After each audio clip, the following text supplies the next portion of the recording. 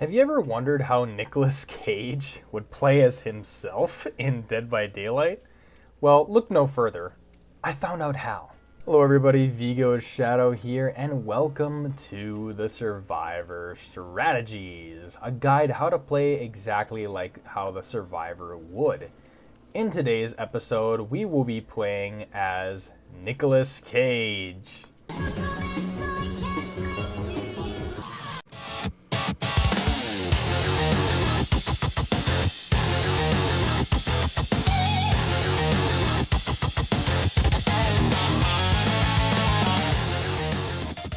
Since there's not much of a difference playing as other survivors besides noise and appearance, we will analyze the survivor's bio and their perks to get a better understanding on the type of playstyle the survivor would inhabit. Alright, now it's time to do some deeper digging. Now, I'm gonna be honest guys, this was actually very difficult to understand for one, because it's Nicolas Cage we're talking about here, right?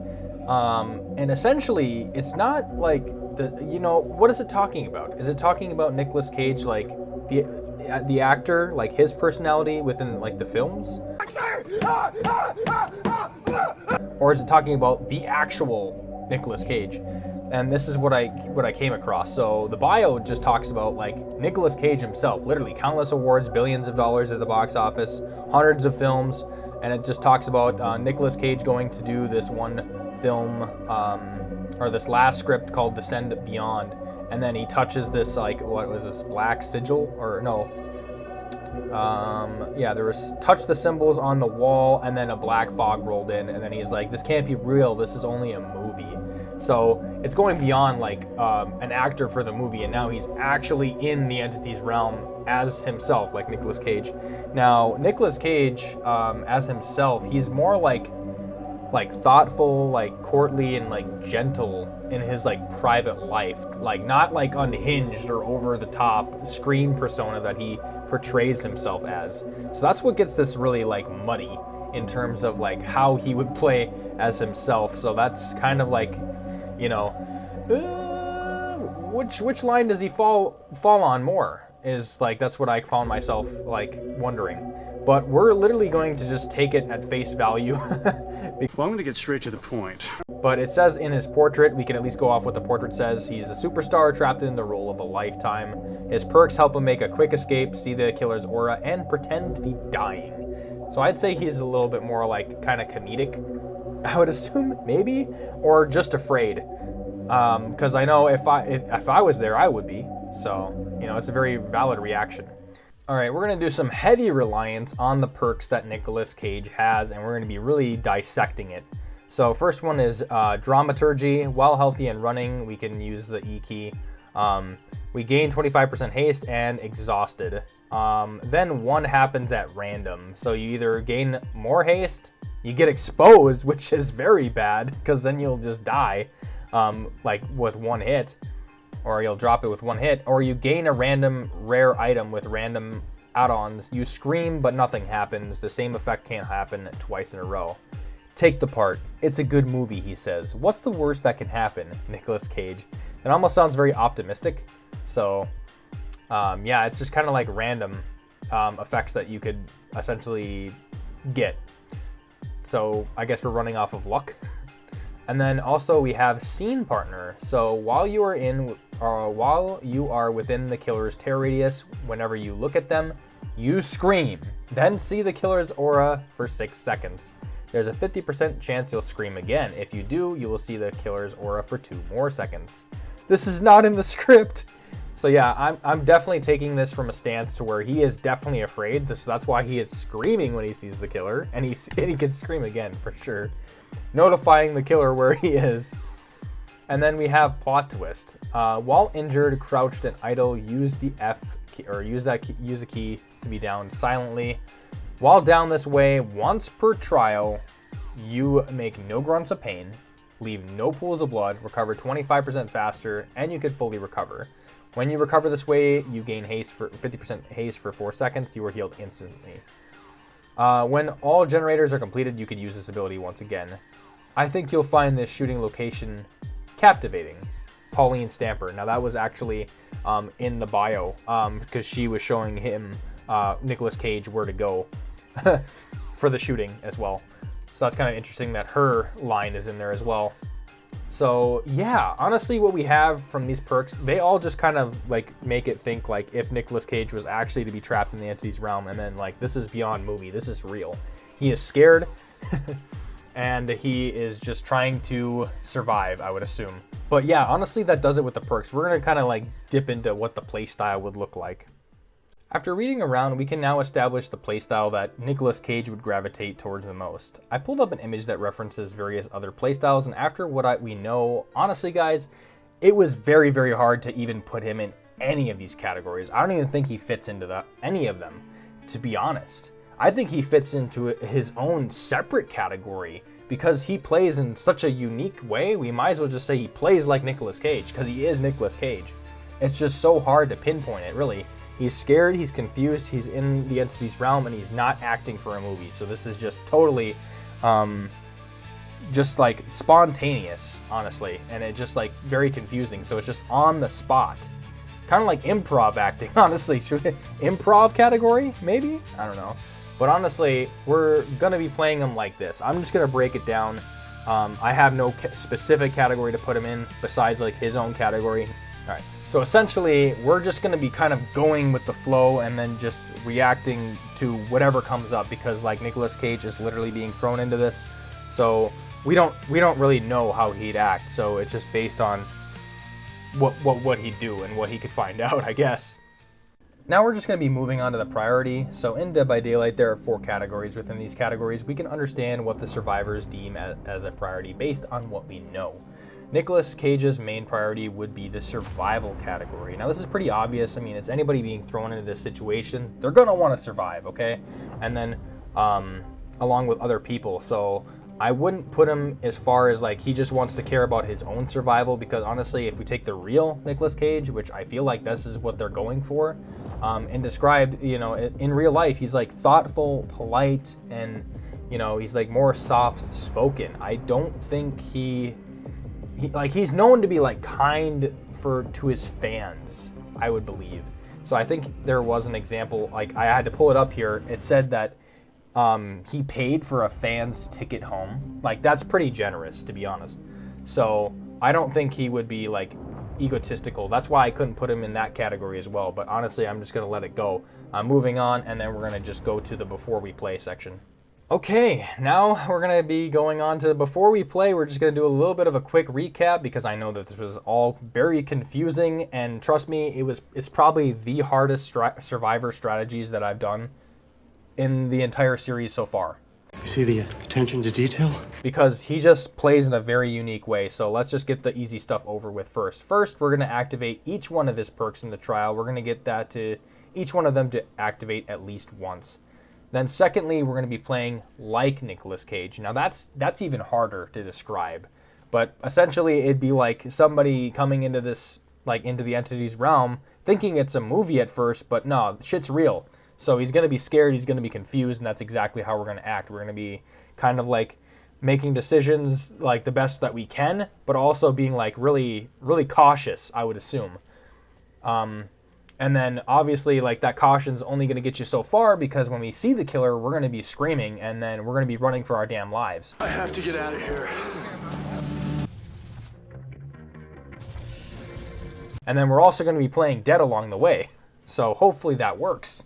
Yeah, and then essentially our priority is we're going to probably get ourselves out at first and foremost. We might be that scared that we're just going to leave the damn trial as soon as the opportunity presents itself. But we'd want like at least other people to leave too. But yeah, survival is going to be the main focus for the priority. All right, now let's just get right into our match. All right, we are playing on the theater in Larry's, you know, the map we all love. And we are playing as Nicolas Cage. We see all our survivors scatter. 2 go that way. What makes sense is if both of us go this way, right? So we're going to be working with Lee Yoon-jin. So we're going to go ahead and hop on this generator with her.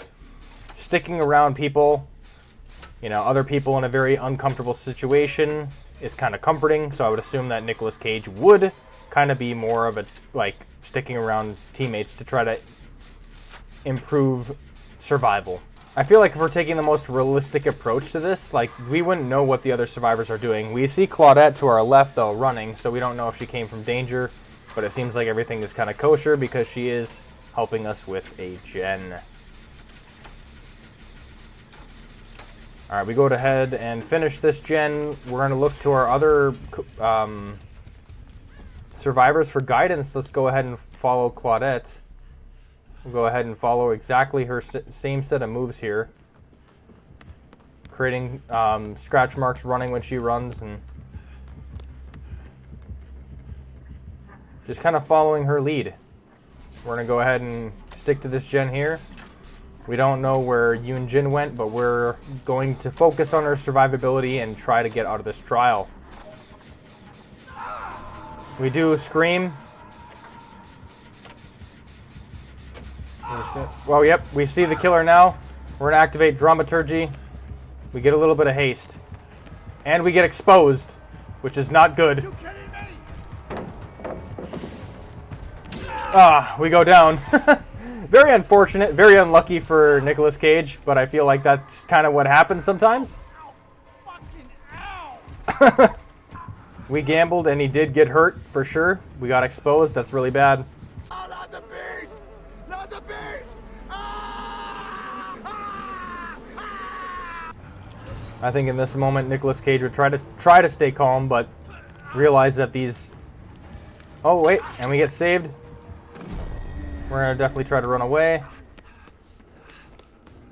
We're going to run away from the Carnifex that's chasing us right now.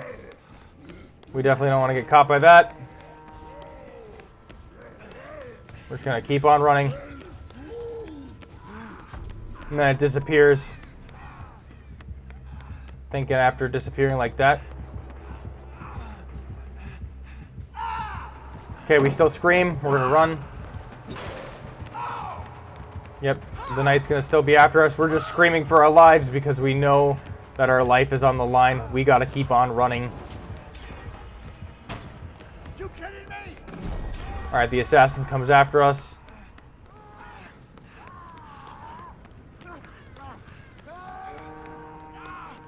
We don't have a lot of choices. And then the assassin gets us down as well, and the knight picks us back up. We are looking very grim. We do not like the situation we are in right now. And maybe that's more fitting for Nicolas Cage. There'd probably be a lot of that feeling, just feeling very, very hopeless. But we know that the generators are almost done. The exit gates are almost here. Oh, wow.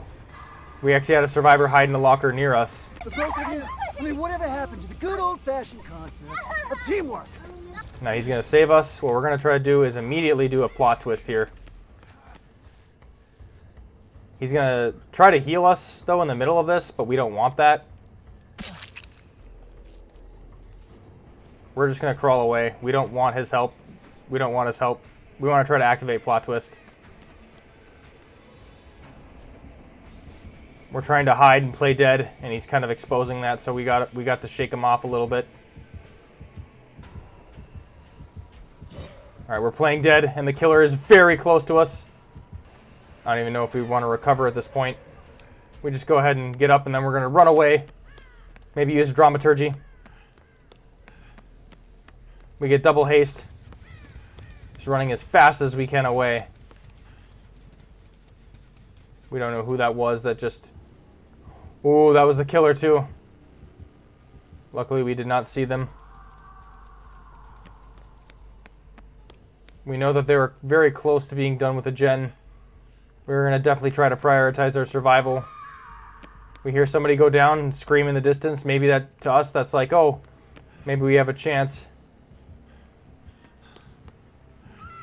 We see that generator pop and how close she is in proximity to us.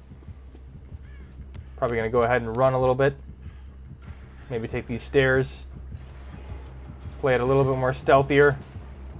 We definitely don't want to be caught with this killer. Especially if we scream. We know we'll scream if we hear them. And see them. We do have dramaturgy back. We're wondering how we're going to play this as Nicolas Cage. Alright, we do hear the killer. He's back on us again. We're just going to go ahead and hike it up and then run. We are exposed again. Very bad combination. I feel like most of this match has been pretty bad luck. We're going to go ahead and hide. Ooh, that was really close. Alright, and we hear the final exit gates powered now. And then we just come out, wondering if it's safe. We're very close to surviving to the end here. So, I think in a desperate attempt to get out of the trial, Nicolas Cage is going to run towards the closest exit gate. He's seen danger up ahead, and he's going to pivot and go to the other side. Alright, we see the exit sign just above, just ahead. We're just going to keep running it. We're going to book it straight to the exit. And see if we can get out. We see our friends there. We're going to go ahead and heal them. We're going to power this exit gate. And we're going to run out.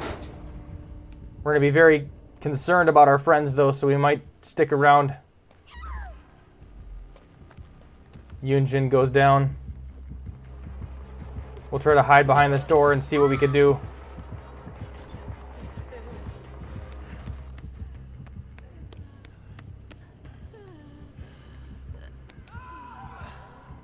Alright, we'll just have to sneak around here. We'll just try to be silent as much as we can.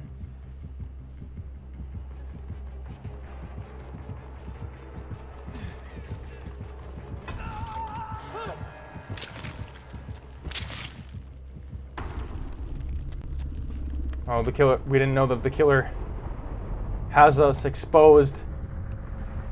We know we're in so much danger. We're just going to go ahead and run out. This could be really bad for us, so we're just going to go ahead and run out. Might get exposed again. We get double exposed, and we had to just prioritize our own life. You know, I did everything I was supposed to do.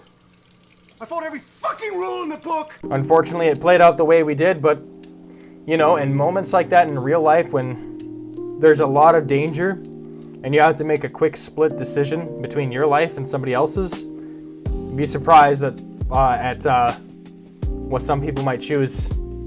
Especially in that situation, I don't know if we would have got him out safely without risking our own lives as well. And who knows what Nicolas Cage would actually do in that situation. You never know, but if somebody you have more insight than I do, please feel free to put it in the comments. I'm interested to hear your take on what he would do as well.